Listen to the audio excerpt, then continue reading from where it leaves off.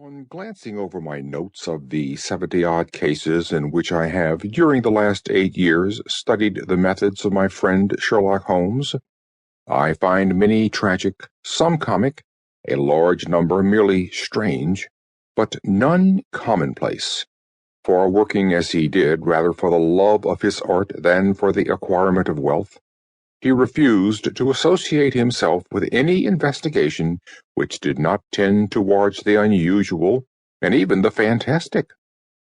Of all these varied cases, however, I cannot recall any which presented more singular features than that which was associated with the well-known Surrey family of the Rolots of Stoke Moran.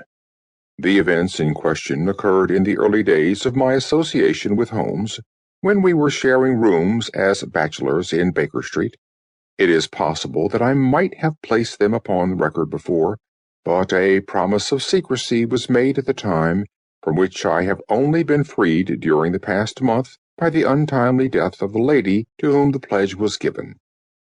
It is perhaps as well that the facts should now come to light, for I have reasons to know that there are widespread rumors as to the death of Dr. Grimesby Roylott, which tend to make the matter even more terrible than the truth. It was early in April in the year '83 that I woke one morning to find Sherlock Holmes standing, fully dressed, by the side of my bed. He was a late riser as a rule, and as the clock on the mantelpiece showed me that it was only 7:15, I blinked up at him in some surprise, and perhaps just a little resentment, for I was myself regular in my habits. "Very sorry to knock you up, Watson," said he, "but it's the common lot this morning. Mrs. Hudson has been knocked up. She retorted upon me, and I on you." "What is it, then? A fire?" "No, a client. It seems that a young lady has arrived in a considerable state of excitement, who insists upon seeing me. She is waiting now in the sitting-room. Now, when young ladies wander about the metropolis at this hour of the morning, and knock sleepy people up out of their beds, I presume that it is something very pressing which they have to communicate. Should it prove to be an interesting case, you would, I am sure, wish to follow it from the outset. I thought at any rate that I should call you and give you the chance." "My dear fellow, I would not miss it for anything."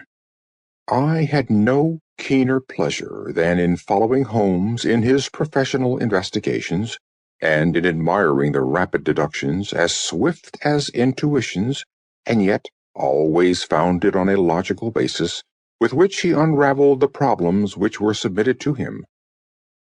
I rapidly threw on my clothes, and was ready in a few minutes to accompany my friend down to the sitting-room.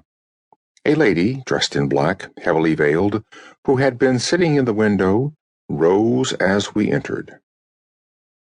"Good morning, ma'am," said Holmes cheerily. "My name is Sherlock Holmes.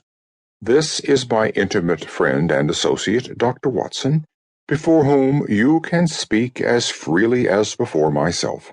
Ha! I am glad to see that Mrs. Hudson has had the good sense to light the fire. Pray draw up to it, and I shall order you a cup of hot coffee, for I observe that you are shivering."